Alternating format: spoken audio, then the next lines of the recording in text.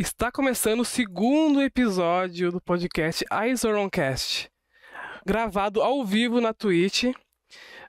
Eu vou me apresentar, já que a audiência pode ser rotativa. Meu nome é Clayton, eu sou professor de História e estudante de audiovisual. Eu sou o Griffith e você vai me encontrar na internet falando de anime antigo e erogué. Eu sou a Renata e eu vou também é possível me encontrar pela internet aí falando de animes ou qualquer coisa que eu não tenho vontade de falar. Não tenho nada muito específico. A internet é o que vem. Mas aqui é anime. Olá, eu sou o Teus e vocês podem me conhecer mais como Jackson Teus. E eu falo bastante de videogames, Nintendo e animes em geral. É isso aí. Obrigado por entrarem aqui na nossa fortaleza, Eidolon. Que pra quem não sabe, Eidolon é uma referência ao anime Legend of Galactic Heroes. Mas esse podcast não é sobre Legend of Galactic Heroes e nem sobre uma cidade na Alemanha chamada Eidolon. É um podcast dedicado a animes e cinema em geral. E hoje é um tema bem abrangente. A gente vai falar de várias franquias, então muita gente pode se identificar. Narrativas transmídia. Eu vou agora, antes de partir para falar de anime, eu vou dar um contexto geral sobre narrativa transmídia, para quem está escutando se situar e entender do que a gente vai falar. Primeiro, o conceito mais básico. A gente está falando de narrativas. Então, é algo que os humanos têm desde da criação da consciência, a gente tem a vontade de contar histórias. E isso vai se adaptando com a tecnologia, com a cultura. Então, a nossa ideia aqui é ver como cada mídia se desenvolve. A gente vai, a partir da mídia de anime, ir para outras mídias que complementam esses animes que vamos falar. Por quê? Quem começou esse papo de narrativas transmídias chama Henry Jenkins. Lá por anos 2000, ele criou uma teoria chamada Cultura da Convergência, no seu livro de comunicação, com o mesmo título, Cultura da Convergência. Ele explicou várias teorias que explicam nossa relação parecida. Ele pegou emprestado um pouco da teoria do Darwin, da teoria evolucionista, onde a nossa relação com a cultura, com a cultura, com a nossa mídia, é algo que se adapta. Por muito tempo, principalmente nos anos 20 e 30, você pensava que a criação de uma nova tecnologia iria apagar a tecnologia antiga. Mas isso meio que o Jenkins discorda. Como ainda existe rádio, ainda existe TV, mesmo com a internet, então essas mídias elas vão se adaptando e se conectando. E a cultura humana se adapta a isso. Por isso que chama convergência. É um processo que vai se adaptando a cada tecnologia lançada ou a cada novo modo de consumo de um conteúdo. É um sistema cultural de mídias. Segundo ele, citando agora o Jenkins, em um viés cultural, o processo de criação de novas plataformas existe devido a uma necessidade das pessoas e está relacionado ao fluxo de imagens, ideias, histórias e sons e relacionamentos. Mídia como sistema cultural. A partir disso, ele criou diversas categorias que vai acarretar na narrativa transmídias. Primeiro, inteligência coletiva. Ele pegou emprestado esse conceito do Pierre Levy, que a ideia é que atualmente ninguém sabe tudo. Ninguém tem o conhecimento total de alguma coisa. Então, as pessoas têm uma inteligência coletiva. Cada um sabe um pouquinho de algum assunto. E o diálogo se contempla disso. Eu sei disso, eu sei disso. E o conhecimento vai se adaptando a isso. Outros assuntos também, cultura participativa. Hoje, a gente vai falar muito disso, que a gente quer cada vez menos passivo assistindo conteúdos. A gente interage mais, a gente vê um vídeo e já comenta. A gente vê um filme, já faz uma resenha, já bota na internet. A gente vê um anime, vê uma cena engraçada e faz um meme. Então, é isso. E a transmídia, o que é transmídia? É o resultado disso. E já vou explicar isso para não confundir com cross-mídia. O que é cross-mídia? É o mesmo conteúdo em várias plataformas. É igual ter um jogo de futebol e ele ser transmitido, o mesmo jogo de futebol ser transmitido no rádio, na TV e na internet. Não é algo diferente, é só o mesmo jogo de futebol. Já transmídia é uma relação de expansão da narrativa principal. A narrativa transmídia converge essas histórias em um cruzamento de várias mídias, numa expansão de narrativa principal e se retroalimenta em outros ambientes midiáticos. Segundo, agora citando novamente o Henry Jenkins, a narrativa transmídia representa um processo em que os elementos integrais de uma ficção se dispersam sistematicamente através de múltiplos canais de distribuição, com o objetivo de criar uma experiência de entretenimento unificada e coordenada. Idealmente, cada meio faz uma contribuição única para o desenvolvimento da história. E que o Henry Jenkins pegou? Para ficar mais simples de entender, eu vou pegar algo que ele explicou e é muito famoso. Matrix. O filme Matrix, o que ele tem? Um jogo que tu precisa jogar para saber mais coisas do filme. Uma história em quadrinho, depois que tu sabe a história de X personagem. E isso não se acaba só na criação das empresas com a narrativa. A narrativa transmídia também pode se expandir para fanfics, fóruns, sites, das pessoas criando as suas próprias mídias, fãs criando as próprias mídias da mídia narrativa principal. Então é algo que é cada vez maior, principalmente agora com o universo Marvel, por exemplo, de uma expansão universal da narrativa principal. A gente vai falar um pouco disso. E o Japão, principalmente, ele tem essa narrativa transmídia um pouco mais conceitualizada. O Henry Jenkins já falava disso, falou disso nos anos 2000. O Japão já vem tratando disso desde os anos 60, 70, mas por outro nome. Então, meio que vai ser um podcast dos dois conceitos. Eles não são a mesma coisa, mas são muito parecidos e se complementam muitas vezes. No Japão tem a média mix. Por quê? A média mix. A média mix, ela não precisa ser só narrativo. Muito do storytelling, a narrativa, você prende muito a ideia de narrativa. Tu precisa ver um filme para entender outro filme, ver um quadrinho para entender o quadrinho. Já no Japão, a média mix é meio que criando várias portas de entrada para novos fãs. Pegar por exemplo, que vai ser falado mais adiante no podcast, Jojo. Ele tem em vários momentos, cada temporada, cada parte, tem um novo início. Então, novos fãs podem entrar dali. E isso, de novo, para quem já estuda um pouquinho sobre a história do anime e do mangá, já deve saber disso. Mas quem começou isso?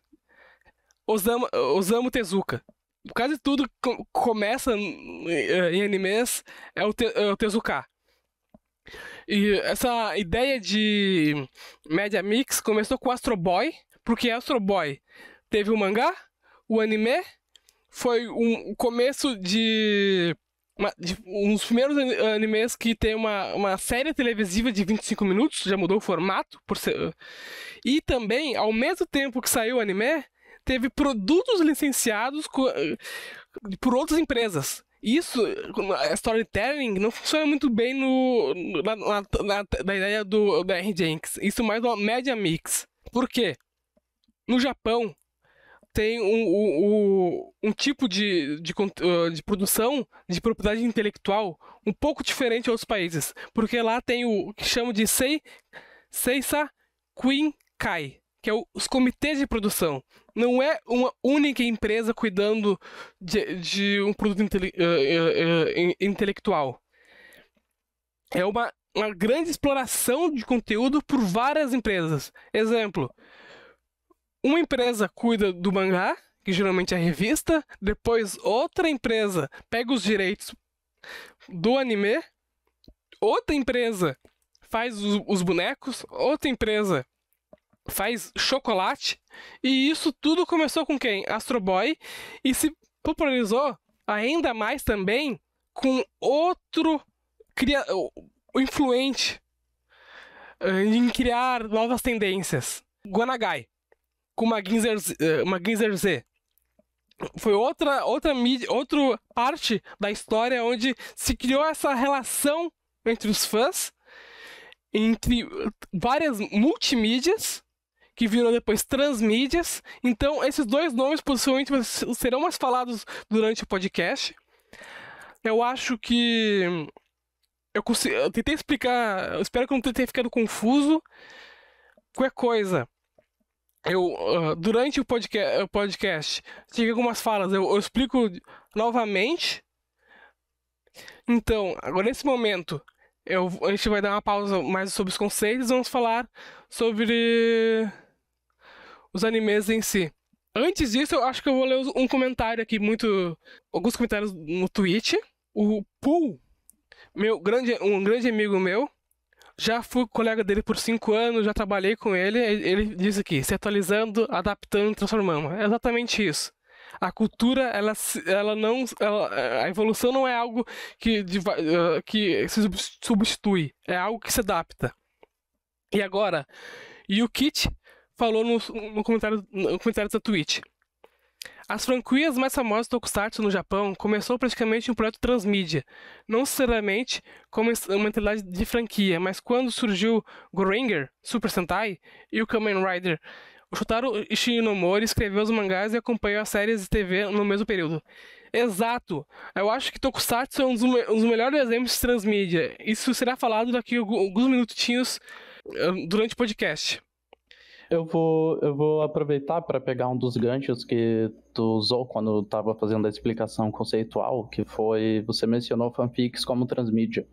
E uma das coisas que abriu o espaço para as fanfics irem além de ser só uma produção sem, entre aspas, sem valor, foi a aceitação do conteúdo feito por fãs dentro do fandom de Gundam. Isso é algo que a própria staff de Gundam abraçou.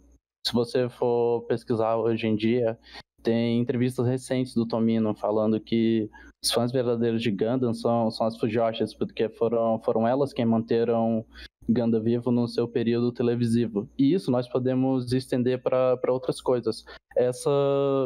O fandom de Gundam em si, ele é muito influente para como nós temos uma cultura de fandom hoje em dia e abrir espaço para coisas como o Dragon Ball Super. Hoje ele é uma sequel oficial do material original do Akira Toriyama.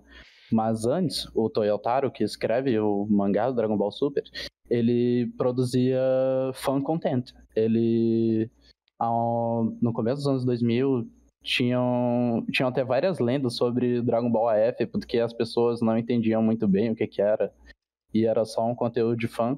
Mas a partir do reconhecimento que o Toyotaro conseguiu dentro do nicho de Dragon Ball e o sucesso que fez o Dragon Ball AF na época, abriu essas portas para ele se tornar parte da staff oficial do Dragon Ball como franquia. Então, é algo que podemos falar mais no futuro também.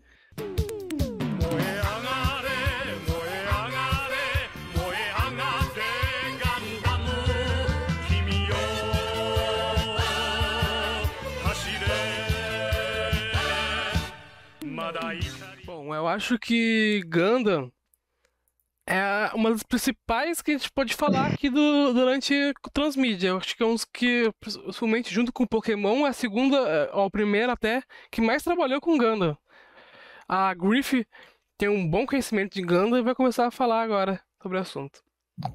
Bom, nós começamos no fatídico ano de 1979, onde veio a série original de TV, Mobile Suit Gundam, que por acaso também é um ano correspondente ao ano em que a narrativa se passa a maior parte do tempo. Nós começamos no ano de 79 do Universal Century, que é o universo principal da franquia. E eu resolvi trazer para o podcast 3 entradas específicas de Gundam. Resolvi trazer a série de TV original, os livros escritos pelo próprio Tomino, que é o que pode-se dizer o diretor principal de Gundam, e Gundam War in the Pocket, que é uma narrativa que se passa mais ou menos entre a segunda metade e o final do Gundam original e antes de Zeta Gundam, que é a segunda entrada principal da franquia.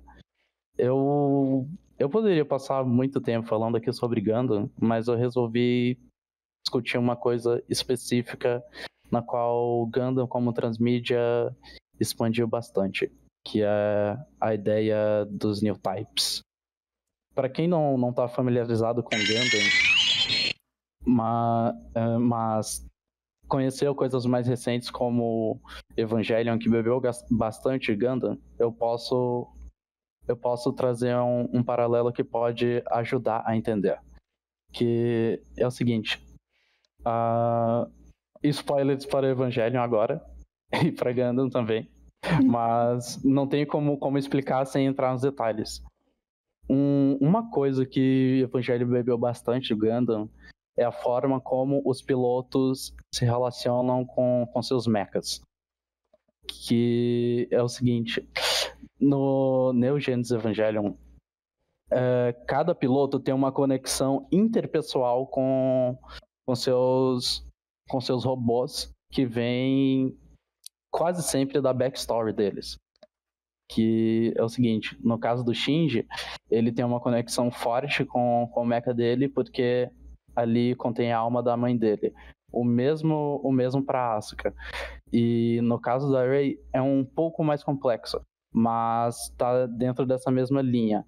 E dentro do Gundam nós temos a ideia de new type, que tem um tipo de contato semelhante, só que entre os de piloto para piloto, porque dentro de Gundam você pode até achar o robô super legal, mas o robô nunca vai ser apresentado como além de um instrumento de guerra. Então, agora eu posso entrar na explicação dos new types per se. A ideia do new type dentro de Gundam primeiro surge como algo ideológico. Não é algo... Não é uma espécie de poder como nós conhecemos depois. O pontapé inicial do new type é ideológico. Ele é como um contraponto filosófico à ideia do super-homem nietzschiano, que abriu espaço para teorias como teorias de raça superior. A ideia do new type é o seguinte: a humanidade ela vai progredir gradualmente e vamos alcançar um ponto em que todos somos new type. Toda pessoa que toma ação produtiva na melhora da nossa sociedade pode se tornar um new type. Então, o new type ele é uma teoria que pode ser do seu berço considerada progressista, porque ela está abrangindo todas as pessoas, não está colocando ninguém acima de ninguém, e é algo como uma celebração do que nos torna humanos, a dignificação do indivíduo através do trabalho. E tanto que dentro do Gundam, quando um personagem tem distorce a teoria do New Type para algo mais próximo do super-homem nietzschiano, ele é comparado a Hitler. E isso que eu tô falando, tudo isso que eu falei, você pode extrair tudo isso só da série original de TV. Entretanto, quando você entra em contato com os livros do Tomino, você vê que ele tenta expandir isso por mais uma outra lente. Que também é uma das coisas que creio eu que Hideaki Anno bebeu quando fazendo o Evangelion, porque os New Types ele também tem uma vertente psicossexual, que os New Types eles despertam essa espécie de sexto sentido que, ao mesmo tempo que é um contato telepático que pode ser super útil em combate, também pode ser uma das experiências mais invasivas que um indivíduo pode ter dentro daquilo. Eu separei alguns trechos dos livros para exemplificar. Quando Amuro, que é o nosso protagonista, tem um primeiro contato com Lala, que é uma pessoa muito mais avançada em seus poderes New Type do que todo mundo na série, naquele ponto. Desde o primeiro contato dele, dentro das descrições no livro, isso é muito invasivo. É quase como experienciar a puberdade mesmo. Eu vou ler esse trecho aqui só para situar vocês melhor. Amuro desejava mais contato com a misteriosa Lala-san, mas tinha acabado de ver o que seus pensamentos acreditaram ser prova incontestável de seu amor físico por seu arqui-inimigo. Um pensamento de repente atravessou seu cérebro de uma maneira que ele não entendeu completamente. Era mais do que um sexto sentido. Foi uma prova sutil de que ele estava desenvolvendo uma consciência e poderes ampliados de introspecção. Então, a partir desse contato, o Amuro começa a questionar mais si mesmo, quem ele é, quais são suas motivações, e isso vai numa crescente. Tem uma descrição posterior referente a essa mesma interação que vai falar mais de como isso é uma alegoria para amor juvenil, que é o seguinte: quando se encontra um membro do sexo oposto com quem se tem uma poderosa e intuitiva compreensão, o desejo físico às vezes pode ser mascarado. Mas quando as ondas de pensamento real de ambos os indivíduos estavam quase perfeitamente interligados, o encontro também poderia ser um poderoso afrodisíaco. Amuro era jovem demais para entender o que estava acontecendo com ele ou para se conter. E mais posteriormente, né, nesse mesmo volume, quando tem um dos momentos mais catárticos, tanto para a série original de 79 e tanto para os livros, isso é descrito da seguinte forma: não foram pronunciadas palavras, Amuro simplesmente sabia. Seus pensamentos eram dela, os dela eram os dele. Eles tinham se fundido. Uma linha reta de puro pensamento queimou e elevou-se diretamente para os céus. Foi perfeito. Dois indivíduos separados experimentaram uma perfeita empatética comunhão. A consciência fundida de Amuro e Lala inflamou-se, expandiu-se e viajou longe pelo espaço. E eu acho que não é muito sutil que isso é quase como se fosse uma descrição de ato sexual como a conexão mais íntima que humanos podem ter entre si. Isso também vai ser super importante posteriormente em Zeta Gundam.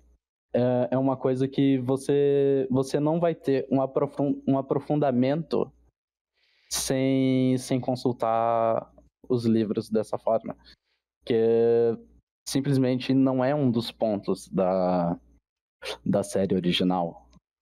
Mas isso não quer dizer que você não possa assistir a série de TV original, que você vai sair perdendo, ou que você não possa só ler os livros que você vai sair perdendo. São narrativas que funcionam per si, mas que são mais fortes quando mescladas. Até porque elas partem de perspectivas diferentes de uma mesma coisa. E nisso nós já puxamos diretamente o conceito aqui. São narrativas que vão oferecer algo único em suas diferentes formas. Saindo do conceito do New Type, nós vamos para o ano de 80 do Universal Century. Gundam War in the Pocket, ele vai trazer uma perspectiva que nós poderíamos dizer até meta, porque o primeiro Gundam, ele tava numa linha tênue entre ser um anime super comercial e ser o anime que Yoshiyuki Tomino queria fazer. Então, tem vários episódios da série original que você vai encontrar robozão da semana, assim, que é... Claro, nós precisamos vender brinquedo também. É assim que se sustenta boa parte da franquia. Mas era algo que o Tomino não se agradava tanto e que posteriormente foi mais deixado de lado. Que é algo que você não vai ver tanto em Zeta Gundam ou nos livros que ele escreveu baseados na série original. Então, o Gundam War in the Pocket, ele vai trazer uma discussão para dentro da franquia, que é o quanto nós estamos nos tornando insensíveis em relação aos tópicos de guerra, com a forma com que nós trazemos um elemento fantástico para dentro de narrativas que se aproveitam da guerra como pontapé inicial. É muito difícil entrar no War in the Pocket sem lidar com spoilers específicos. Mas, basicamente, o War in the Pocket, você vai acompanhar a perspectiva de uma criança que está crescendo em meio àquela guerra, só que ela tem esse idealismo distorcido, que ele encara a situação de guerra e ele acha os robôs super legais, enquanto o outro personagem central da narrativa é um soldado experiente que não consegue ver aquilo para além de um instrumento de guerra. Então, é um conflito que não tinha sido abordado tão diretamente antes, mas que ele se trata de eventos que ocorrem durante eventos da série original, ou seja, nós não sabemos que isso está acontecendo na série original, mas isso está acontecendo, e é algo que dentro de Zeta Gundam se tornaram eventos históricos. Então nós temos aqui já... E só em 3 entradas de Gundam nós podemos discutir isso tudo pela forma com que eles se interligam. E só para fazer um adendo bem rápido, nós também poderíamos trazer para cá o Gundam Origin, que é uma reinterpretação da série original. Gundam Origin teve lançamentos em OVA, que é a adaptação em anime. Entretanto, eu não vou mencionar o Gundam Origin o lançamento de home video, porque ele é uma prequel mais abertamente, assim. E eu acho que trazer o mangá é mais relevante, porque o mangá, ele, assim como os livros originais do Tomino, ele é uma reinterpretação de toda a série original. Então, é muito difícil você falar de transmídia dentro da indústria de anime e mangá sem falar de Gundam por conta de tudo isso. Pra ver o sucesso do que é um sucesso transmídia, eu acho que em 3 aspectos. Eu acho que é relação de... 2 aspectos, desculpa. Relação de fã e entrar no imaginário coletivo. Primeiro, a relação de fã a gente pode citar aqui, eu acho que é uma das coisas mais legais de Gundam, é quase como um grupo de fãs dentro do próprio grupo de fãs. É um nicho dentro do nicho, que é o Gunpla, que são kits de modelos onde os personagens podem, onde as pessoas podem comprar peças, comprar o robô inteiro e construir seu próprio Gundam, fazer referências, fazer fotos. Eu acho que isso é um dos grandes destaques do Gundam, porque é uma relação entre os fãs que criam um tipo de mercado dentro do próprio nicho dele. Até tem animes que até o foco é tem animes de Gundam que o próprio foco é agora eu me esqueci o nome. O próprio foco é os Gunpla. Tu lembra o nome, Griff? Da temporada? Eu não vou lembrar o nome da temporada, mas eu tenho isso na memória. E isso que tu falou é algo que é algo feito Build deliberadamente. Fighters. Então, isso é algo feito deliberadamente. O Tomino também já falou em entrevistas que existiam os fãs antigos de Gundam, que eram aquelas garotas que acompanharam na época que a série estreou e que deram força para a série se manter no ar e se tornar esse produto gigante que é hoje. E temos os fãs que estão hoje majoritariamente pelo hobby, que é o Gunpla. Eu vou procurar linkar a entrevista para vocês depois. E agora, foi falado no chat, me lembrou algo. Eu acho que o outro motivo que eu falei sobre transmídia criar sucesso é o imaginário coletivo. Gundam não é simplesmente apenas um anime, apenas um mangá. Ele entrou no imaginário coletivo japonês. Por quê?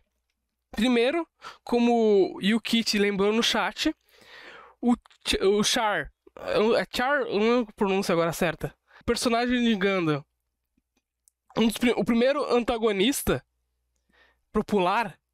Ele não é só um personagem de Gundam. Ele é um garoto propaganda de Gundam. Ele aparece em comercial, aparece em café, aparece em chocolate. Ele é praticamente um influencer digital. E é um personagem 2D. Que nem o Kit lembrou no chat. E outro aspecto também fenomenal de Gundam é construir robôs gigantes, mechas gigantes, no Japão. Tipo, tu vai lá e tem um fucking robô.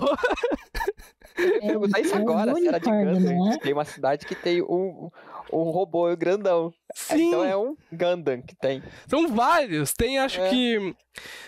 tem um modelo clássico em Nagoya. Não vou lembrar agora. Não é só um. Tem o último, mais recente, de 18 metros em Okinawa.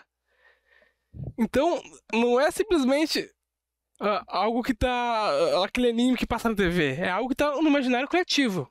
Então, isso também é interessante, porque quando nós vamos falar de figures, de bonequinho, de anime, geralmente você não tem essa mesma liberdade que você tem com Gunpla. Uma das coisas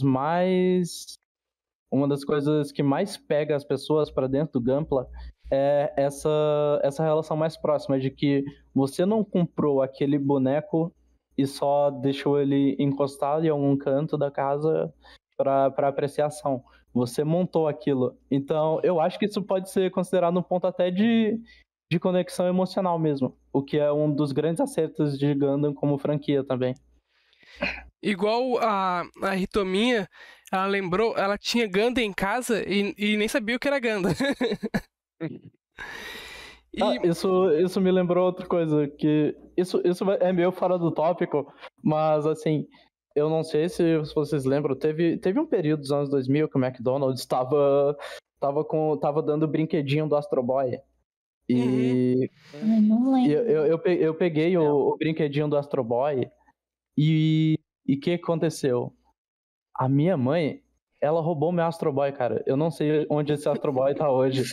Eu não sei mais onde Denúncia! o Astro Boy.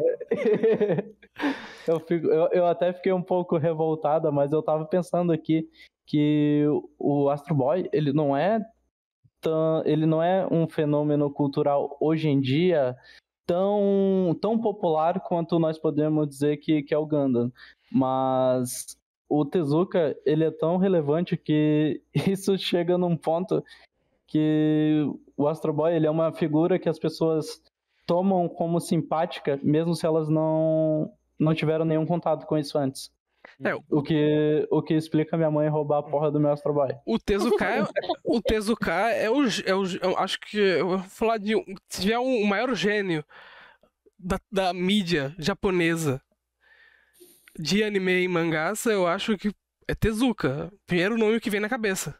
Porque ele que criou a maioria dos tropes. A garota fofa foi ele que criou. Muitas outras coisas foi ele que criou. O Yukichi falou uma coisa importante aqui. Gundam é algo muito importante no Japão por causa do contexto do lançamento. Tanto por causa da mensagem anti-guerra que tem na obra, o avanço tecnológico japonês pós-guerra, o crescimento do consumismo e a economia em ascensão. E o Gundam, ele saiu num período próximo em que saiu o Yamato. O Yamato e o Gundam, eles estão em espectros ideológicos completamente opostos. O Yamato, ele também é uma série de ficção científica, mas ele tem um teor muito mais racionalista. Ele quer trazer aquela morte honrosa. Ele quer que você não veja o sacrifício de vidas japonesas como algo que foi em vão, como um produto de mera barbárie. E o Gundam sair tão pouco tempo depois é um ponto muito, muito importante também para começar a se refletir sobre esses temas dentro da cultura pop japonesa. Acho que Yamato é outro que a gente pode falar sobre transmídia. Ele não é tanto igual Gundam, mas também tem uma parcela de adaptações, criações de narrativas em diversas mídias. O Yuki te mandou no chat que o Yamato também é do Ishinomori. E, tipo, sim. Ele, o Tezuka e o Tomino são o alicerce desse tipo de cultura pop de mangá e anime. Sim. E ele tem razão. E o Gonagai também. É verdade. Sim. Mas também tem outra pessoa que também é o alicerce também, que eu vou falar daqui a pouco. Alguém tem uma ideia?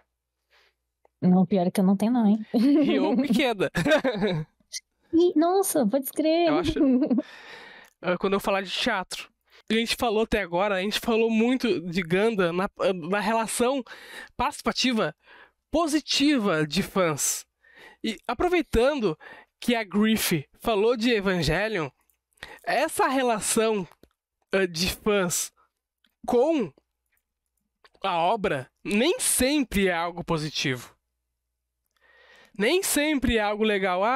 Eu tenho meus fãs. Evangelho é o maior exemplo disso. Porque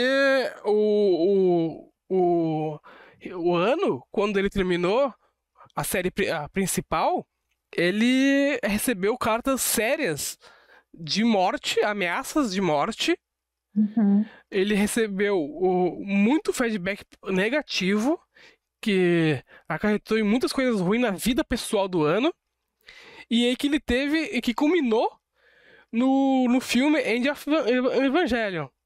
Que até no próprio filme ele exibe diversas cartas de fãs de ameaças de mortes. Então a gente pode ver que essa relação de fã com o produto, com a propriedade intelectual, nem sempre é positiva. Tem lados negativos também. O que isso me lembra... Razão. Desculpa, é porque eu falei que nem sempre o cliente tem razão. O tem razão. Eu acho que agora podemos passar para a próxima franquia.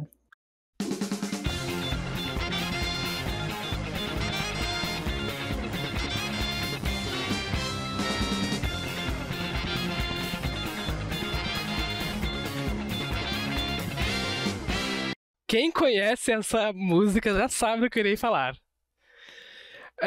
Irei falar de um baixinho de óculos muito sapeca, incomoda a polícia, incomoda um detetive. Irei falar sobre Detetive Conan. Maytan Conan. Eu acho que esse é um outro caso de case de sucesso transmídia, mas é um caso de transmídia diferente. Porque ele não vem apenas de Conan.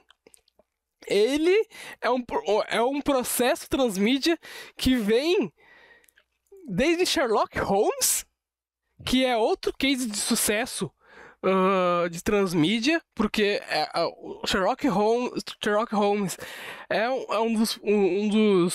um personagem que está no imaginário coletivo, é um dos que começaram esse ideal de fandom. Muito da ideia de fandom que nós temos começaram com a fanbase de Sherlock Holmes.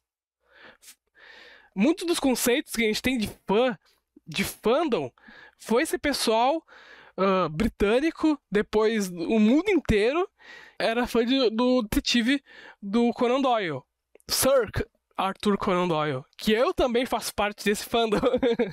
Eu sei que a Griff também faz parte desse fandom. Então, Conan... E também, assim, o Sherlock Holmes também é uma das histórias mais adaptadas ever. Ele é o único personagem que recebeu tantas adaptações quanto o Batman.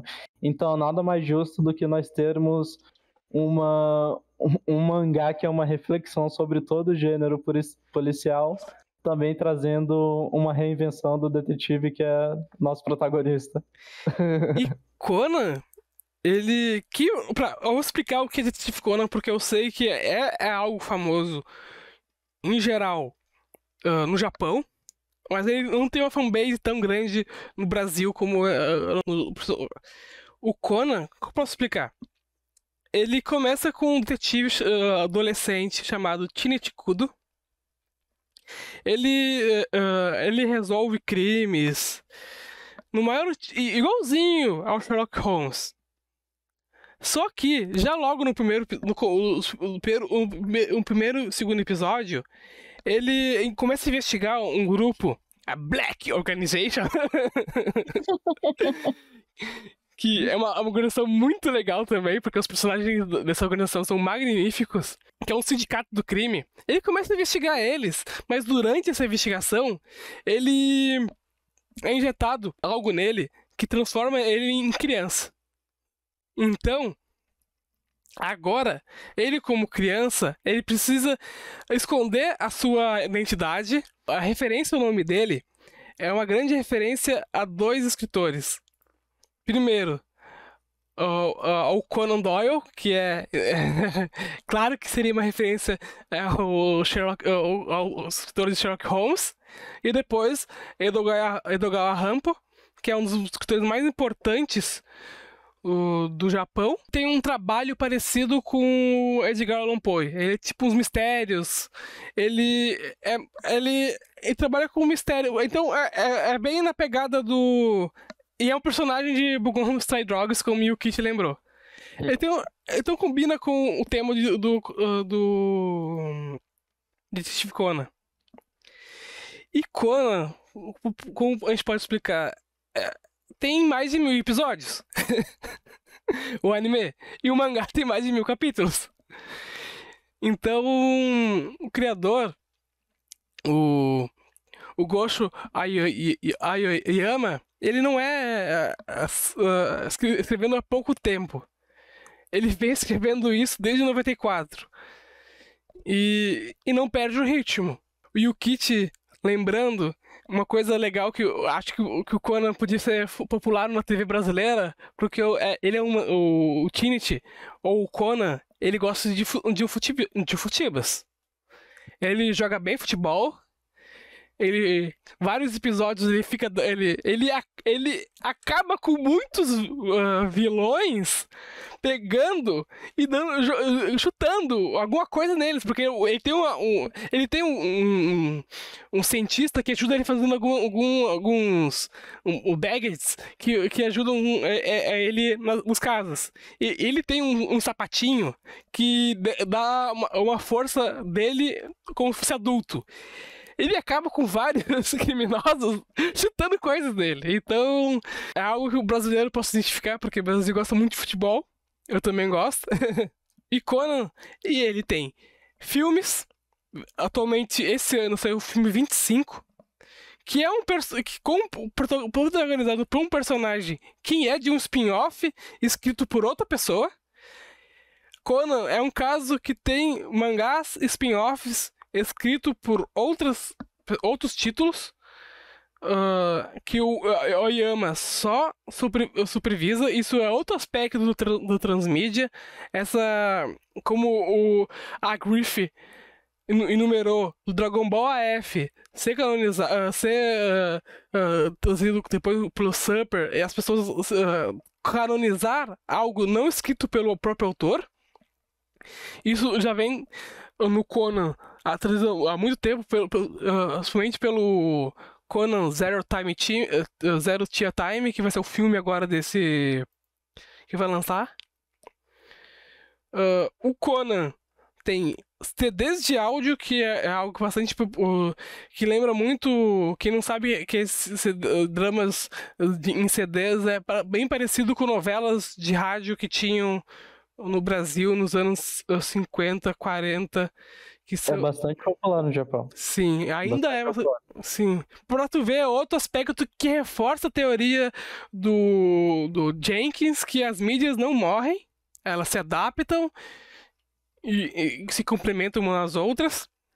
E o Conan tem card game, tem livros, tem revistas com casos, com arquivos sobre casos que passaram no mangá.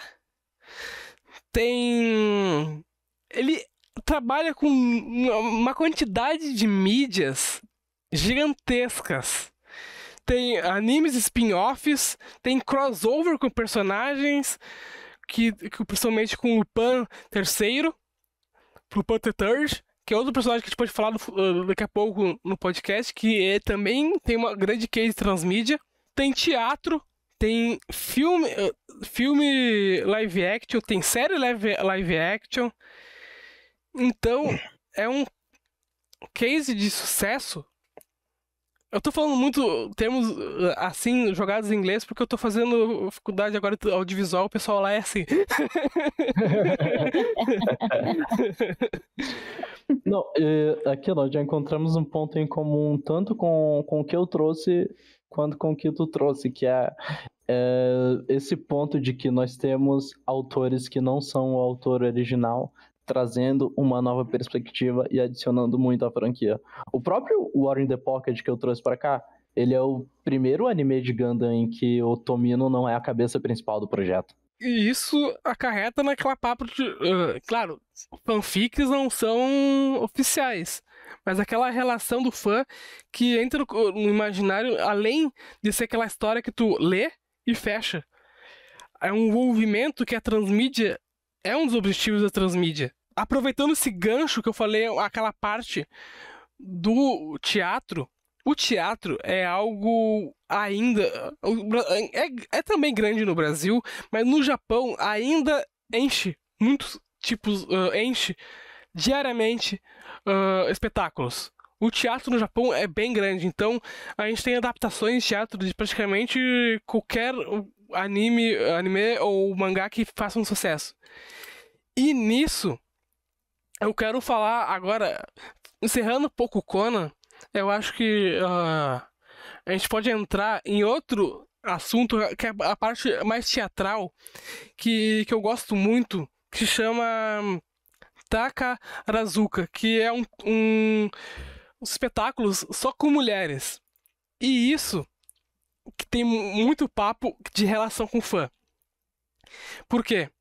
Porque eu vou falar agora de um dos meus mangás preferidos. Eu sei que é um dos mangás preferidos da Griff também, que é Rosas de Versalhes. A Ryoko Ikeda, ela pode entrar no panteão dos mais importantes produtores culturais do Japão, não só escritores de mangá. Ela entra no panteão de produtores culturais. E muito por isso, claro, também do mangá dela, mas muito disso vem do Takarazuka, porque é praticamente anualmente que eles adaptam Rosas de Versalhes. A Griff, se quiser falar um pouco de Rosas de Versalhes, porque eu sei que ela tem um envolvimento muito grande com esse mangá e o anime. E, inclusive, isso aqui não é propriamente transmídia, no que eu vou falar agora, mas assim, a Rosa de Versalhes também é um caso em que a versão original em mangá e a adaptação para anime são obras bem diferentes e têm complementos entre si. E o mesmo vale para outros mangás da Ryoki Ikeda, como o Onisamae. O mangá é super curto, o anime alongou bastante, adicionou novos conflitos, mas também tem alguns elementos do mangá que complementam como você lê certas personagens dentro do anime. E isso também, isso do Takarazuka se estende também para obras que foram inspiradas por o Rosa de Versalhes. Se você for pegar, por exemplo, um exemplo dos anos 90, nós temos o Tena. Eu creio que o Tena, até o momento, tem no mínimo 2 ou 3 adaptações teatrais também. Então, nós temos filmes, nós temos adaptações para teatro, nós temos mangá. O shoujo, em geral, se aproveita muito de transmídia. E o Rosa de Versalhes, ele não foi. É outro caso de relação de fã e imaginário coletivo. Porque praticamente garotas que nasceram. Japonesas que nasceram depois da estreia de Rosa de Versalhes, se criou uma ideia muito grande da relação delas com esse mangá. Foi, acho que, um dos primeiros mangás que teve aquela relação bastante profunda entre o fã se identificar, gostar e as coisas mostradas no mangá se repetir nas próprias vidas. A independência feminina, até pelo o gosto japonês pela França, que vem desde o século XIX, que o japonês tem aquela ideia bastante parecida com o Rio de Janeiro nos anos 1600, que o Janeiro tinha, que Paris é o ápice da popularidade do chique. O Japão passou por isso. E até eu vi o visual agora de Rosa de Versalhes e o Tena é um fator que mostra isso. E o teatro, eu tava lendo sobre a versão da JBC, tem uns textinhos, depois cada volume que tu lê, traduções da relação dos fãs com a obra. Tem garotas que iam toda semana no teatro pra ver ver Rosa de Versalhes. Tem garota que sonhou em ir pra França e estudou francês, foi pra França. E eu acho que isso mostra, mais uma vez, a cultura otaku não é só aquele estereótipo daquele cara estranho japonês que não sai de casa. Eu acho que Rosa de Versalhes é importante para isso, para mostrar. E Gundam também é importante para isso, que tem a relação feminina com com o anime e mangás. Eu acho que Rosa de Versalhes é um grande exemplo desse crescimento feminino nessa mídia, e que não é de agora. Eu vejo muito papo de caras otários aí falando que garotas começam a ver anime por causa de agora. Aquele papo machista de que pra agradar macho, sabe? Eu já viram muito isso, pessoalmente. Mas isso, o fandom de Rosa de Versalhes, Gundam, o Tena já mostra ao contrário disso. Alguém quer falar mais sobre isso? Eu acho que vale fazer uma menção ao Class S como gênero, que foi trazido principalmente no Takarazuka, que era uma forma de garotas expressarem a afetividade romântica entre si, que é algo intrinsecamente ligado à forma com que animes como Rosa de Versalhes, o Tena, Onisamae, dentre outros clássicos shoujos que tem o Pé no Yuri, tratam com tanta sensibilidade relações de gênero e sexualidade. Tem um texto muito bom no quadro sobre Oninsamae, que entra especificamente nesse ponto da relevância do Class S, que também é um dos pontos mais importantes da conexão entre as fãs de shoujo com a demografia no geral.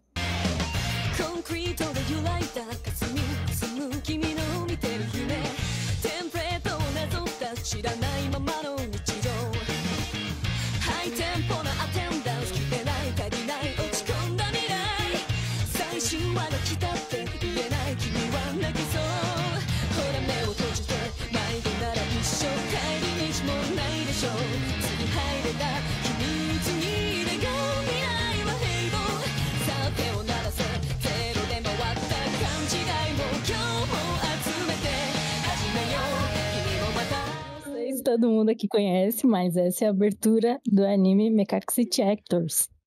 E aí ele faz parte de uma franquia chamada Kajero Project. E o Kajero Project foi criado pelo Jin, um produtor musical que antigamente era conhecido como Shizen no Tekkei. E as primeiras coisas que saíram sobre essa franquia foram as músicas. Ele fazia as músicas, aí tinha a Shidu que ajudava ele fazendo os PVs, as animações.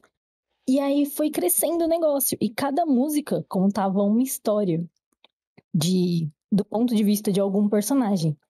E depois disso, teve o mangá, a novel e o anime, o Mekakushi Chapters, que foi lançado em 2014. A história base dessa franquia, encontrada nessas mídias, são os acontecimentos de um verão japonês perto do dia 15 de agosto, que é o dia que marca as temperaturas mais altas do país. Aí nós acompanhamos a história de Shintaro Kisaragi, que se torna um recluso, o famoso Nichi, depois que algo acontece com a sua amiga Ayano Tateima. E aí, se você quiser saber se algo, tem que ir atrás. Não irei entrar em muitos detalhes aqui, porque se eu for entrar em detalhes, não vai dar muito certo. E ele fica 2 anos nessa.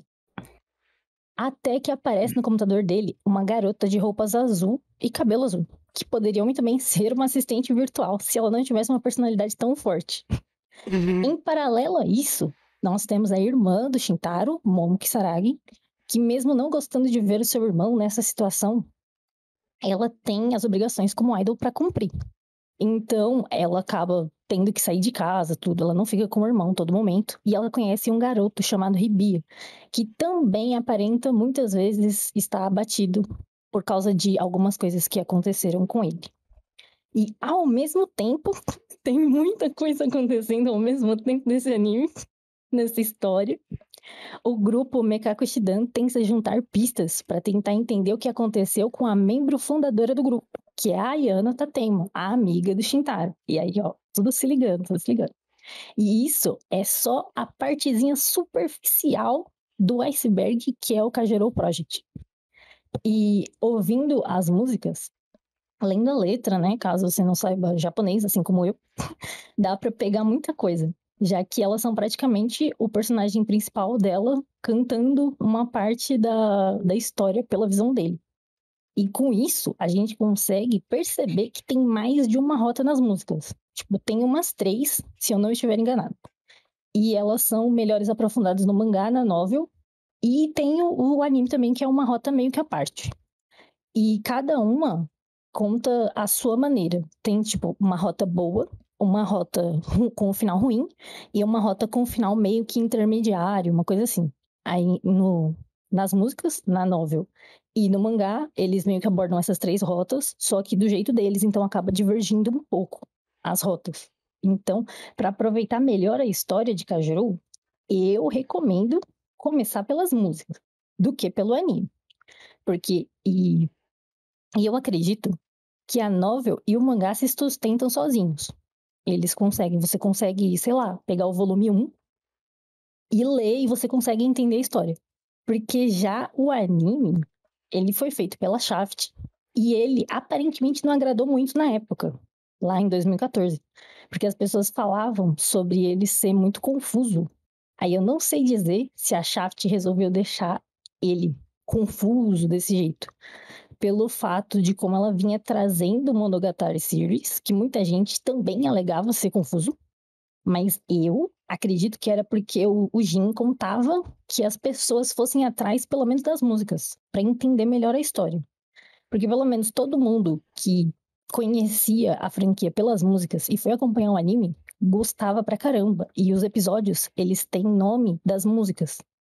Então a pessoa ficava muito ansiosa, tipo, nossa, eu não vejo a hora que saia determinado episódio, porque é focado no personagem tal. Tinha muito isso. E isso me... Opa, vai falar. Diga. Não, pode continuar, eu saí seguindo. Isso de a pessoa ser meio que não só obrigada, eu acho que me lembra muito. A gente pode pensar em muitas... A pessoa faz muita review negativa de games que viram animes, que muitas adaptações de games pra anime não é feito pra novas pessoas assistirem. É feito pra quem jogou o game. Eu posso pegar um anime de Persona 4 e de Persona 5. Quem vê aqueles animes, principalmente Persona 4 Golden, não sei se vai pegar, não vai pegar muito bem o efeito do que é Persona, porque são muito... É só pra quem jogou realmente os jogos, aquela então, ideia. Eu acho isso...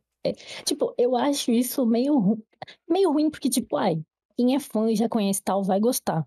Mas quem não é e quiser entrar, conhecer um negócio por esse tipo de mídia, é uma péssima porta de entrada. E eu fico muito assim, eu lembro da Renata de 2014. Ela ficou com raiva, porque ela leu uma review falando mal de Macaque City Actors na época. E só depois de muitos anos que ela foi entender que o anime realmente é ruim. Ele não se sustenta sozinho. Isso foi muito triste. Isso me lembrou um caso recente que foi o anime mais recente que Higurashi ganhou, que é o seguinte, isso aqui já entra um disclaimer de amargura, mas é o seguinte, entra um disclaimer de amargura, porque o anime mais recente do Higurashi, ele não se sustenta sozinho. Ele não consegue dar continuidade ao anime original do estúdio Jin. E ele é feito como uma sequel para 2 jogos, que é o Higurashi original e o Yumineko. Quer dizer, não necessariamente uma sequel do Yumineko, mas tem muitos elementos ali que são do Yumineko que você não tem nenhum contexto. E aí você tem autorzinho filho da puta que fala, ok, nós vamos ser amigáveis com novatos na franquia. Mas isso não é amigável porra nenhuma. Não é amigável porra nenhuma. E o anime é uma merda, então... é um exemplo ruim de transmídia. É um dos não coisas... ajuda e não é bom também. O ruim disso é quando as coisas não são meio que bem encadeadas. Tipo, eu acredito que pra ser uma transmídia boa, ela tem que se conectar, tem que fazer um negócio, tem que fazer a pessoa dizer, putz, eu quero mais. Ah, é outra coisa? Vou lá ver. E se sustentar sozinha também. Porque não pode ser aquele negócio do tipo, não, nossa, eu tô aqui, eu tô mancando, mas se você for ali, você vai entender por que eu tô mancando. Lá no mangá, você vai ler, vai fazer sentido isso daqui que você não tá entendendo agora. E tipo, não, né? Eu acho que tem que funcionar sozinho. Inclusive, nesse exato momento, está ocorrendo um mangá de Higurashi que é pra consertar todas as merdas que foram feitas nesse novo anime. Mas... Continuando em Higurashi rapidão, o Yuki te mandou no chat que o anime é uma lixeira em todos os sentidos. Adaptam as rotas da visual novel só pra quem conhece. E pra quem conhece pelo... me enrolei aqui. Pra quem só conhece pelo visual novel, o anime é horrível. Eu acho todos os animes de Higurashi horríveis. Inclusive, eu comecei a ler Higurashi porque eu achei o anime uma merda. Eu não acreditava que as pessoas gostavam daquilo. E aí eu passei por um processo muito difícil de convencimento pra eu ler as visual novels. E aí eu li Higurashi e Yumineko super rápido depois. Mas é um exemplo péssimo de transmídia, porque eu acho que no caso do Higurashi, ele não funciona dentro dentro de nichos que não são o da história original. Tanto que Higurashi ele traz muito de cultura de comiquete também, e muitas vezes isso não se traduz bem para anime. E isso é algo que tem que se pensar, porque mídias não é só lançar em outra mídia, porque cada mídia tem a sua própria linguagem. Cada linguagem tem suas próprias regras, tem sua própria estrutura. Então, quando tu vai pensar uma transmídia, tu tem que pensar em como aquela mídia específica funciona. É igual pegar um filme de Dragon Ball e fazer um filme live action de Dragon Ball, que você sabe o que aconteceu. Adaptaram de um jeito muito estranho. Tu tem que pensar como aquela mídia funciona. Não é simplesmente jogar coisas de outra mídia, tropes de outra mídia, e jogar na mídia principal. Isso foi um período obscuro do Estúdio Jim, porque nessa mesma época que eles adaptaram Higurashi, eles fizeram a primeira adaptação de Fate também, que é outra bosta. Fate é outro exemplo. Fate aqui é outro exemplo de transmídia horrível. Porque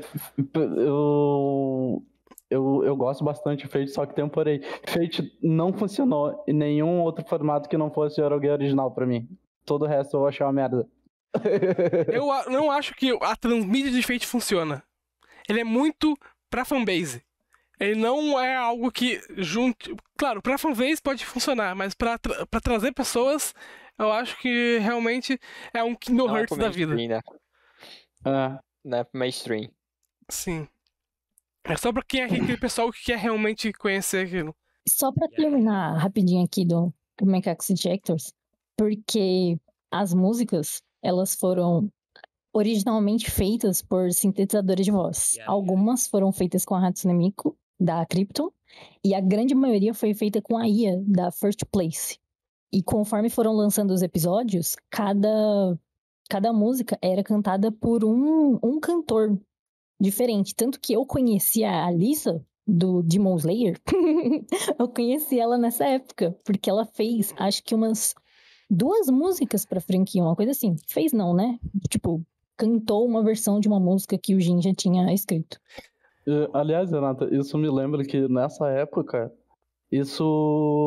a forma com que o KJ Pro se desenvolveu trouxe uma onda dentro daquele nicho de pessoas que faziam música com sintetizadores de voz, de criar narrativas dessa forma. É um dos grandes motivos do boom do Vocaloid no meio dos anos 2000 também. Que as pessoas estavam entrando no nicho, especialmente para ter acesso a essas histórias contadas através das músicas. E música, agora a gente pode entrar na área musical agora. Eu acho que transmídia de música tem muitos cases de sucesso também. Primeiro de idols. Tem muito anime de idol que é feito, claro, para promover um grupo que já existe? Grupos. Pessoalmente, tem um anime que eu gosto muito, um anime, que é o anime. O nome do anime é AKB 0048, que é do grupo AKB 48. Não é um anime espetacular, é aquele coisa de garotas fofas fazendo coisas fofas, mas divulga bastante anime, o grupo. Tem o Love Live, que criou uma fanbase muito grande em relação de fãs. Maravilhoso. Aqueles fãs saudáveis. E tem, últimos anos, saiu o resultado de estudo que geralmente acontece naquela metalinguagem, que é um dos meus animes preferidos de vida, assim, que é o Zombieland Saga. Porque... Nossa, verdade. Escutar o Mamoru Maiano gritando com ai dos zumbis é a melhor coisa que existe.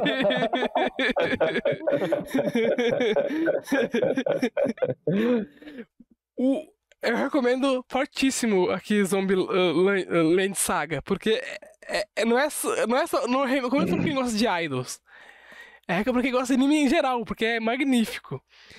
E outra, a gente falou no podcast passado, mas eu queria que... Eu sei que tem as duas aqui são especialistas em 2 assuntos, que é Black Rock Shooter e Vocaloid. Eu sei que vocês quiserem dar uma repalhinha. Ele jogou Porque- pra torcida. Eu acho que vocês vão.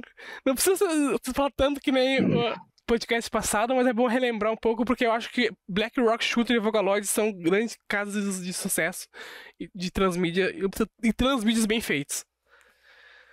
Ó, o pior é que eu confundi antes. Eu pensei que a personagem Black Rock Shooter foi criada pra música, mas a música foi criada pra ela. Ela já existia. Tipo, eu não sei dizer se ela existia e não tinha sido amplamente divulgada antes, ou se ela já era divulgada antes e aí o KZ, eu não sei como se pronuncia, eu sei que são as letras K e Z. Então eu não sei dizer ao certo o nome dele. Do grupo Live Tune, ele fez uma música pra Black Rock Shooter. E aí depois isso deu tanta visibilidade pra personagem que aí teve um filme e depois teve um anime de TV, é uma coisa assim, eu não tô lembrada direito o que foi primeiro. O que é, na verdade, se é um OVA ou é um filme, mas é um episódio só que conta uma história. E aí tem os mangás e jogos também, eu tinha esquecido disso, é porque tem um mangá que adapta uma história de um jogo de PSP. Aí a Panini trouxe 2 mangás pro Brasil. Eu acho que eu falei isso no anterior, que eu falei que faltava só um, e que na época eu entrava no Facebook da Panini pra pedir. Traga o Black Rock Shun pro Brasil. Eu, na época de Jojo, todos os dias lá, traz Jojo pro Brasil, traz Jojo pro Brasil. Daí tinha uns grandes especialistas, jornalistas otakus, falando: nossa, Jojo é muito grande, isso nunca será traduzido para o Brasil. Opa, né que veio? Não, mas olha só, Black Rock Shun é curtinho, deve ter 1 ou 3 volumes, eu não tô lembrada agora. E não vai vir, nunca vai vir, porque não vendeu. Os outros com certeza não vendeu. Se você for no stand da Panini e procurar direitinho, eu tenho certeza que você encontra um mangá de Black Rock Shooter lá. Porque não vendeu bem, eu acho, não sei. Tô aqui tirando informações da minha cabeça. Voz da minha cabeça. Achar Ninguém mangá disse antigo nada. da Panini não é tarefa fácil. Se você conseguir achar. Achar mangá antigo no geral não é uma tarefa fácil. Mas achei mais fácil chegar da Conrad do que da Panini.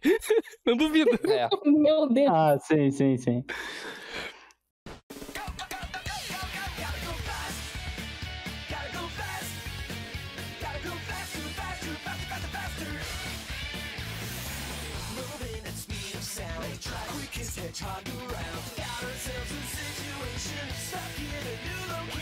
Sonic. Aproveitar que tá tendo o filme do Sonic, falar de uma franquia transmídia que é o Sonic, né? Que começou no videogame, né? No Mega Drive, e depois passou por vários desenhos, animes, tem quadrinho, tem tudo. Mas especificar aqui mais, né? Como a gente fala de anime, do anime do Sonic X, que foi. Acho que ele passou na televisão, não lembro agora em qual época, mas foi início dos anos 2000, que era para divulgar, né? Aproveitar o embalo que tinha os jogos do Sonic do Dreamcast, o Sonic Adventure e o Adventure 2. Então eles meio que aproveitaram os jogos, né? A história, e fizeram uma adaptação. Só que eles aproveitaram e fizeram várias alterações. Não fizeram como se o Sonic já tivesse inserido naquele mundo. Eles fizeram um Isekai reverso, né, do Sonic, né, trazendo ele para o nosso mundo. Então o Sonic em si já começa já de um jeito diferente, né? Que ele é um jogo que vira esse anime e depois ele vai dando umas expansões lá, conforme vai passando as temporadas, que tem a primeira e a segunda, que são dos jogos, e depois eles começam a fazer uma história original. Que agora, assim, de cabeça eu não lembro muito bem, mas tinha uma questão de, tipo, de uma personagem mística lá e coisa e tal. Então, ele é é algo interessante, né? Porque começar com um jogo que basicamente não tem história, né? É só do bicho azul que corre e bate num cientista gordo. Pra um anime que teve mais de 70 episódios, se eu não me engano. Com 3 temporadas. Tipo, ele era bom, tipo, de ter uma história e coisa e tal. E depois a gente tá aqui agora, tendo eu não sei se ainda tá em cartaz ainda, porque parece que passou 5 meses já nesse mês. Que a gente tá com o segundo filme do Sonic. Que também é um Isekai reverso. O que tu achou do filme? Já viu, já? Já vi o filme. Vi lá na estreia. Que por incrível que pareça, né? Como eu falei, que é o Isekai reverso, eles conseguem trazer coisas que é da história do Sonic, dos jogos, e também, se você olhar assim, forçar um pouco, você vê, né? Que igual o Sonic X, né? Um Isekai reverso, o Sonic veio pro nosso mundo, aí faz um amigo humano e coisa e tal. Que o amigo era chatinho pra caralho. Tinha isso, né? O moleque era chato pra caralho. Eu quase não lembro muito o que ele fazia na história, eu só lembro Sonic correndo pra lá e pra cá e salvando o dia. Eu lembro. É a graça de Sonic. Eu lembro que Sonic X, ao crescer de temporada, a história é expandido que era tipo expansão de mente as coisas. A cada temporada tinha uma expansão mental, assim. As ideias da. Sonic. Eles estavam no final brigando no espaço. Primeiro episódio, Sonic é puxado para um outro mundo e aposta uma corrida com a polícia, fugindo da polícia. E cai numa piscina. Quando você vai, depois de não sei quantos capítulos, Sonic no espaço lutando contra robôs gigantes. É uma expansão absurda. A maior expansão esse ano foi o Sonic gremista. Confirmado. Eu não tô sabendo disso não, hein? Olha, e o Kit mandou no chat, isso aí é tão transmídia que tem o meme do Sonic com a Mônica, a turma da Mônica sendo a Sônica. Sonic Verso. Sonic tem é quase isso, um Sonic Verso, porque depois tem várias versões, né? Sonic Boom, que eu não sei se é feito no Japão ou feito no Ocidente.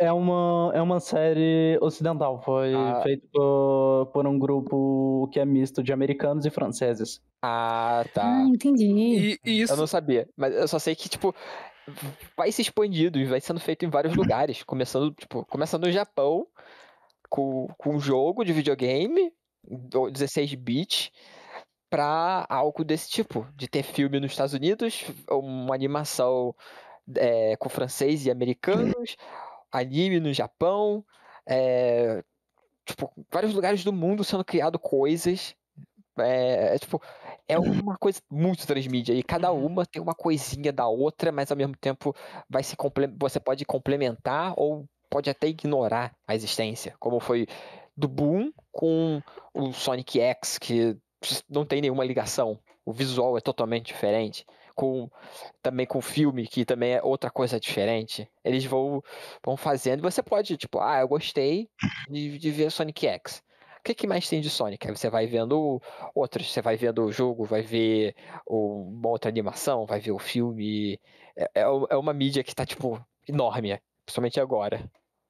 E eu conto o fator transmídia como uma das coisas que é um dos pontos principais para o Sonic ser relevante até hoje, porque se nós fôssemos contar com a SEGA sendo consistente em relação aos jogos, cara, porque já tiveram diversos grandes fracassos que se não fosse o poder do transmídia, o Sonic não seria mais relevante hoje. Mas como o Sonic se tornou tão icônico não só pelos jogos, mas também por toda essa cultura que existe ao redor, ele se mantém relevante até hoje, graças a Deus.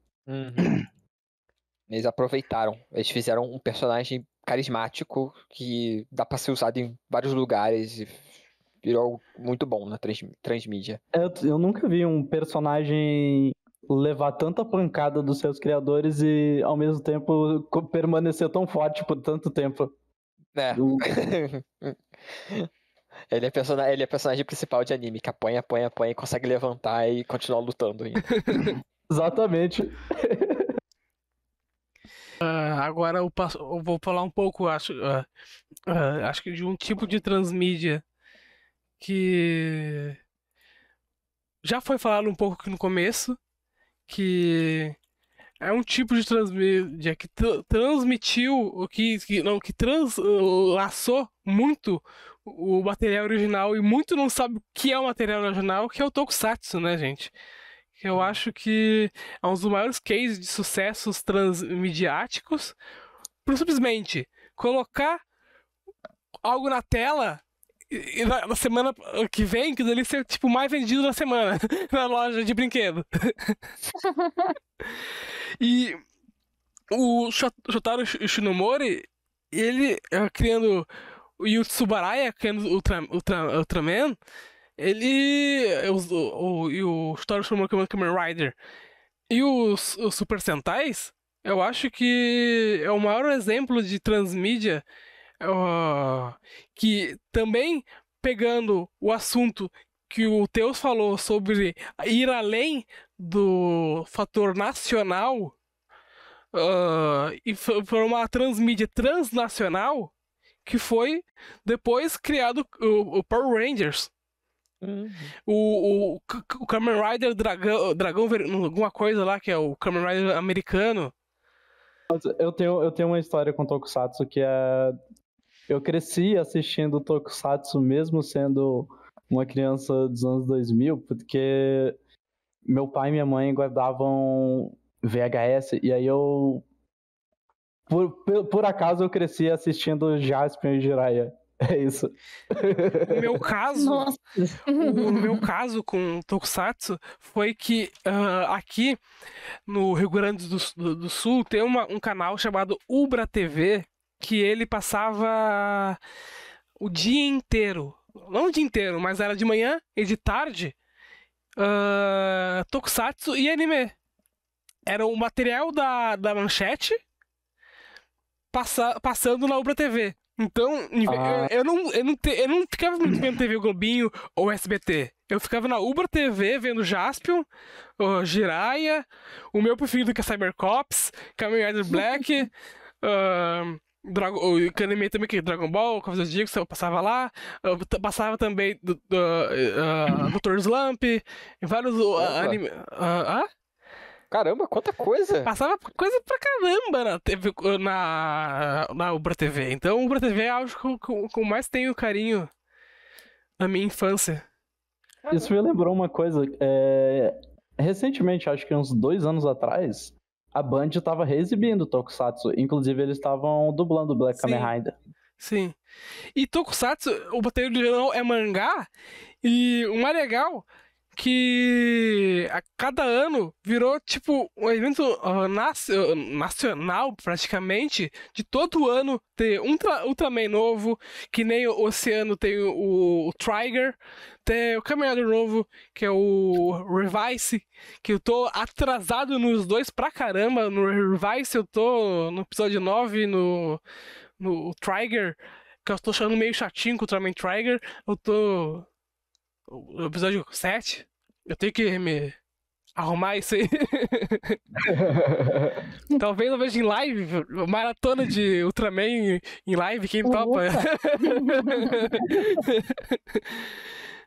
Olha, deixa eu falar, eu assisti bastante Kamen Rider, mas eu ainda não me sinto segura pra falar sobre. É meio bizarro. É como se eu sentisse que eu preciso reassistir tudo de novo. Igual eu vivo reassistindo Gundam pra poder ter alguma propriedade pra comentar sobre, porque é algo muito grande. E Gundam e Kamen Rider tem algo muito conectado, que é o fator do brinquedo, que nem o que te lembrou aqui. E também tem a construção de Kamen Rider. Os bonecos de Kamen Rider não são simplesmente bonecos feitos prontos. Também tem aquele fator de comprar peças, de comprar novos gadgets, comprar a arminha nova, comprar a armadura nova, porque... digamos, o Build, que é meu Kamen Rider preferido. Era um cientista que misturava conceitos científicos e tinha dois lados que cada semana tinha uma transformação nova, e com certeza naquela mesma semana tinha um brinquedo novo na loja, que o moleque que viu aquela transformação vai chorar desesperadamente pra mãe dele comprar a nova transformação.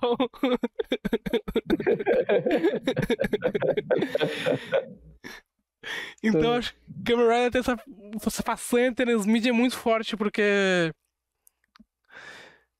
é isso, vender brinquedo. Ó, outro fã aqui de Birido. Kamen Rider Birido. E não é só os bonecos, tem também os gadgets. Que nem que ele lembrou do Boulder, que o protagonista tem, que onde ele bota pra se transformar. Tem a arminha do protagonista. Até várias coisas que os protagonistas usam. Acho que Kamen Rider, Super Sentai, Metal Hero, acho que são as coisas que a narrativa transmídia funciona perfeitamente. O Matheus quer falar de Dragon Ball um pouco? Pode ser. Tá. Dragon Ball, né, que é um dos mangás mais clássicos que tem, né, todo mundo deve ter visto o anime e tal, que o mais básico que eu acho que todo mundo conhece do Dragon Ball transmídia é com o GT, porque depois terminou o Dragon Ball, veio o Dragon Ball GT, que não é uma história do Toriyama, é algo original, né, que a Toei fez, e que tem bastante gente que gosta, mesmo, tipo, o pessoal sabe, né, não é dele, tem gente que critica, que não é tão bom, né, não sei o quê, só que mesmo assim o pessoal ainda tem conteúdo que eles curtem. Que, como foi dito antes, eu não lembro quem falou, que o que agora tá fazendo o Dragon Ball Super, né? O Toyotaro. Isso, o Toyotaro, que ele fazia, né, Fazia o Dragon Ball F. Fazia coisa de fã, e agora tá com o Dragon Ball Super, né? Junto com o Toriyama, se não me engano, escreve a história e ele desenha.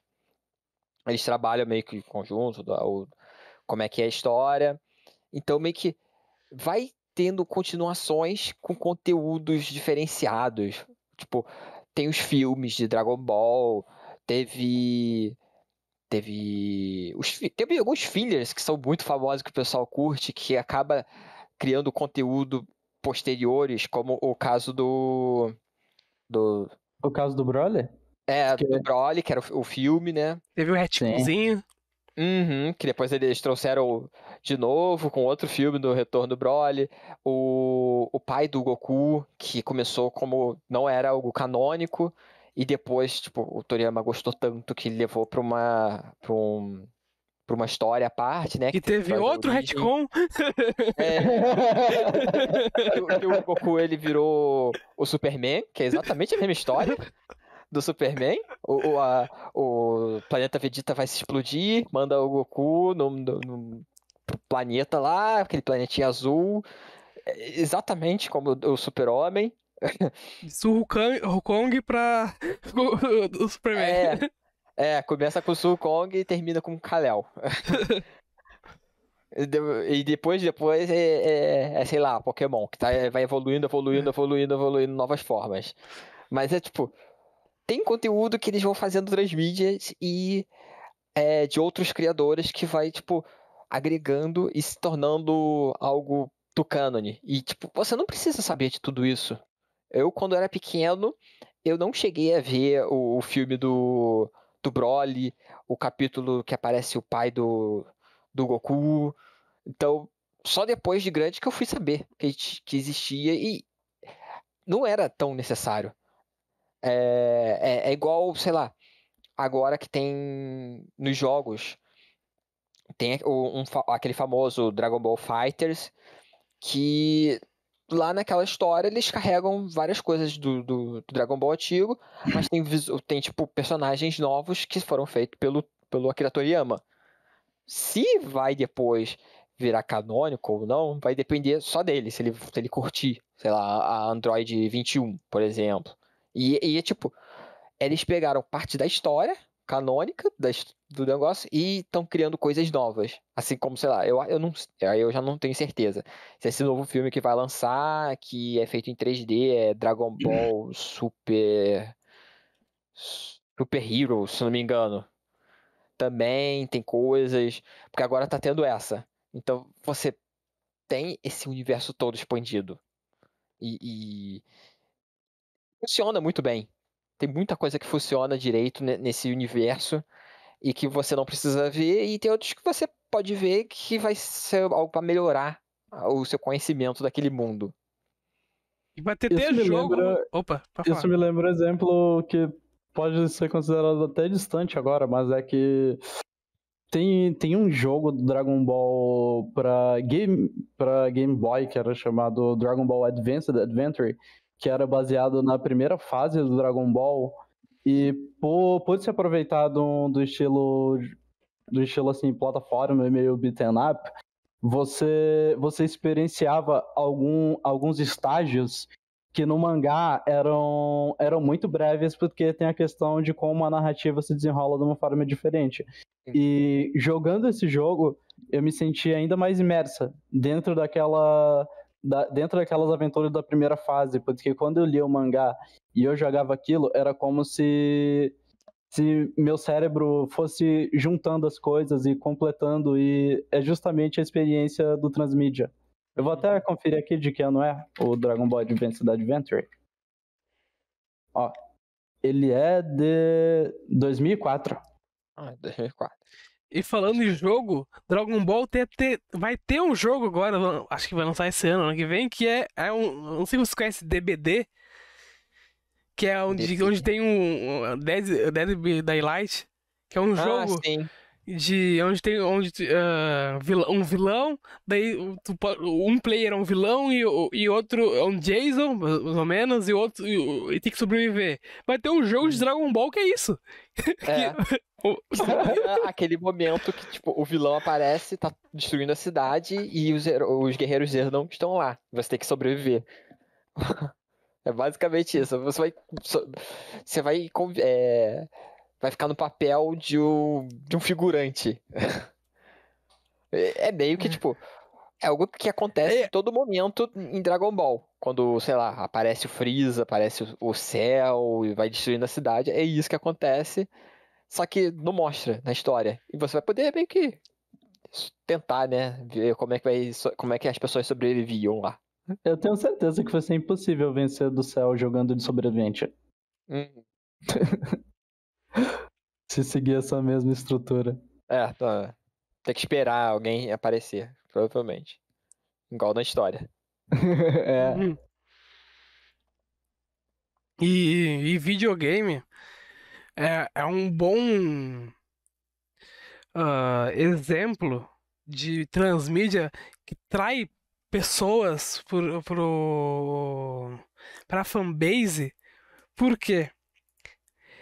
Um exemplo que eu trago agora, que muita gente começou tinha um anime e um mangá que tinha uma fanbase, mas eles começaram mesmo essa parte de jogos, a gente pode lembrar que é um fator transmídia que traz muita gente pra fanbase, porque o maior exemplo disso é Jojo, porque tem jogos de Jojo arcade 2D bem parecido com Guilty Gear e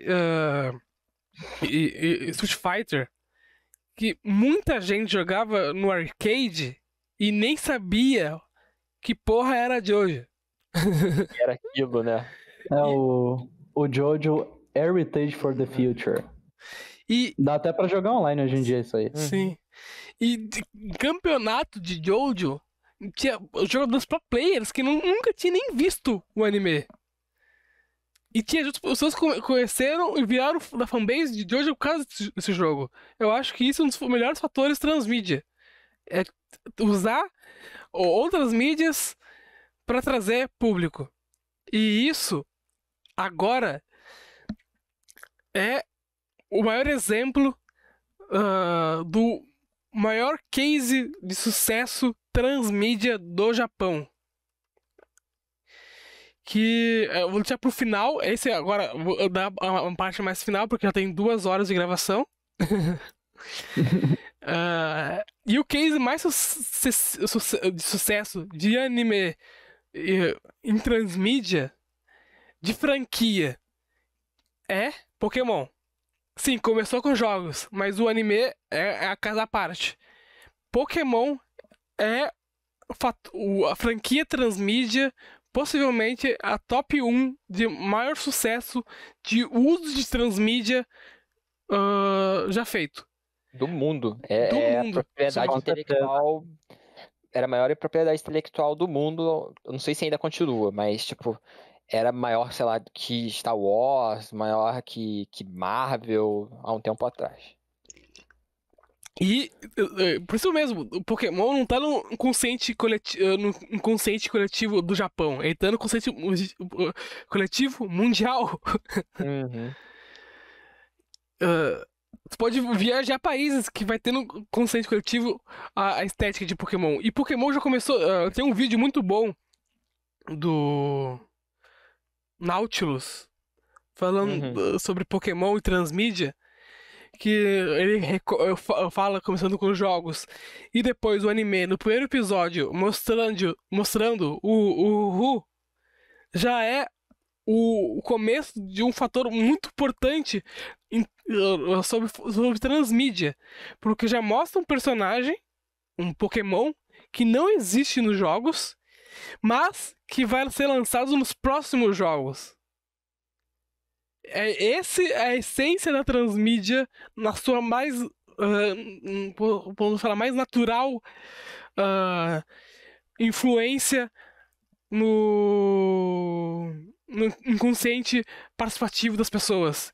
E Pokémon, até hoje, usa a transmídia de forma magnífica, porque temos card game, múltiplos jogos de celular, múltiplos spin-offs. O anime, ele criou a cara própria e não é simplesmente a divulgação uma adaptação do jogo. Ele tem o seu próprio universo. Tem os mangás. Então, e vende pra caralho. Tem até a realidade virtual, que foi fenômeno mundial, um dos maiores fenômenos já feitos da história dos celulares, que é o Pokémon GO. Um caso similar ao Pokémon, óbvio, não tão grande quanto Pokémon, mas ainda muito grande, que é o Yu-Gi-Oh! Sim. A gente tava passando o tema o tempo inteiro, a gente não podia deixar de falar de Yu-Gi-Oh! Também, porque card game, anime, mangá, jogos eletrônicos mesmo, e é uma franquia que tá tentando se reinventar o tempo inteiro. E o mais legal, o Yu-Gi-Oh! Eles pegaram apenas um jogo do mangá, tiraram a parte edge do Yugi e criaram uma franquia. Tiraram as loucuradas mental da cabeça do Takahashi. Por quem não sabe, o mangá de Yu-Gi-Oh! É bem diferente do anime. Ele é baseado naquele anime, o Yu-Gi-Oh! Zero? Ele tem alguma coisa a ver com o Yu-Gi-Oh! Zero? Acho que ele é mais fiel. Eu não posso falar toda besteira, mas acho que ele é mais fiel às ideias do Takahashi. Sim, ele é. E porque o Takahashi era assim: era um jogo da semana, aleatório, e a pessoa que desafiava o Yugi morria.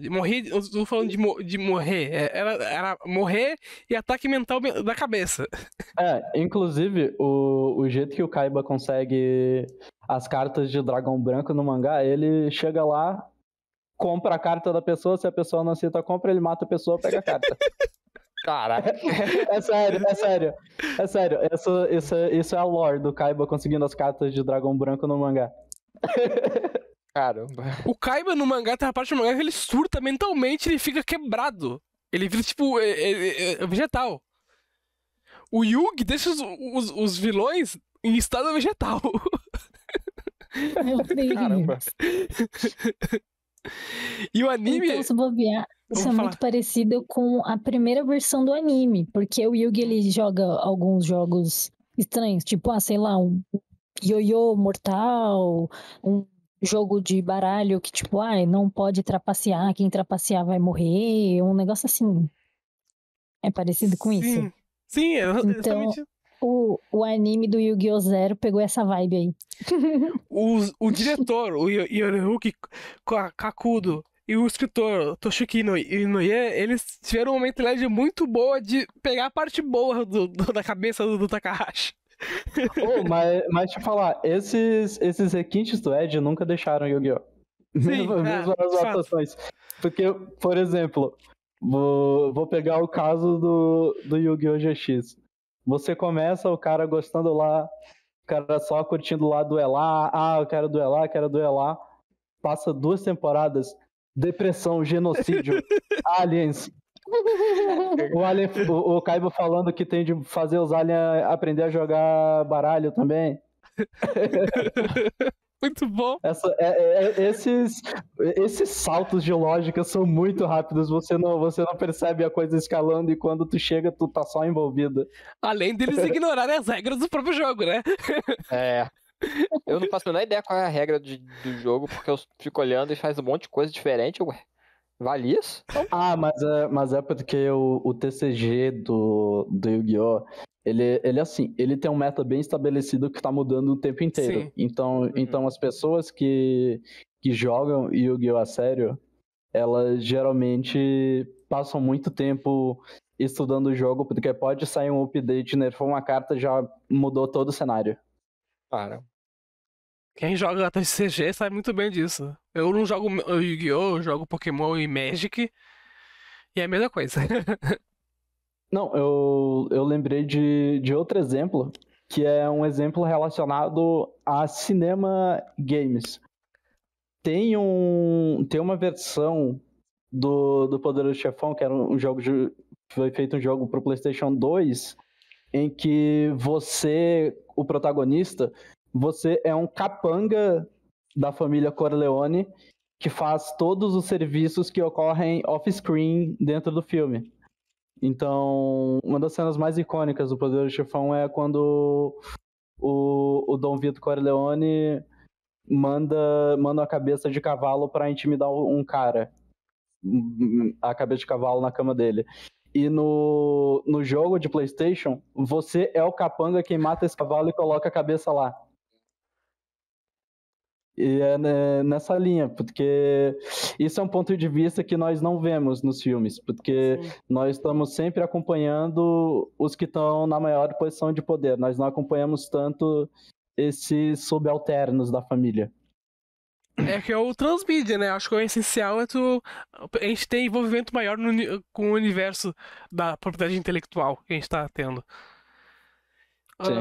Agora vamos para as considerações do. Vocês querem deixar algum papo reto final? Assistam Gundam. Eu acho que esse assunto dá pra continuar, hein? Dá pra fazer aí umas partes. Agora que a gente já Tem muitas sabe, coisas, agora que a gente já sabe o que é transmídia, narrativa transmídia, tudo, dá pra trazer mais coisa aí também. E eu acho que eu esqueci até, porque você mencionou o teatro, tudo, mas tem filme live action também, que expande isso. Eu só não tô com o nome aqui pra falar, pra jogar assim, dimensão honrosa. Mas eu tô ligado que tem um anime que ele é meio que uma continuação de um filme live action. Um filme em anime é a continuação de um filme live action. Olha aí, eu achei bem interessante, podemos- eu não sei qual é o nome. Olha aí. Episódio live action. Nossa, pode Live escrever, action pode escrever. de anime, de mangá, de outras coisas, né? Uhum. Que aí pode ser dividido já em 2 partes, Sim. que é a adaptação ocidental e a adaptação oriental. Né? Alguém mais? Eu acho que não. Deus? Não. Tá. Acho que E- foi. Então, Uhum. eu quero agradecer a todo mundo que ficou aqui no chat, a quem está escutando no Spotify ou no YouTube. Esse foi o segundo episódio. Podemos ver que já estamos combinando os próximos capítulos. Deixar minha última frase, que é: em um pequeno parte do espaço, a guerra continua.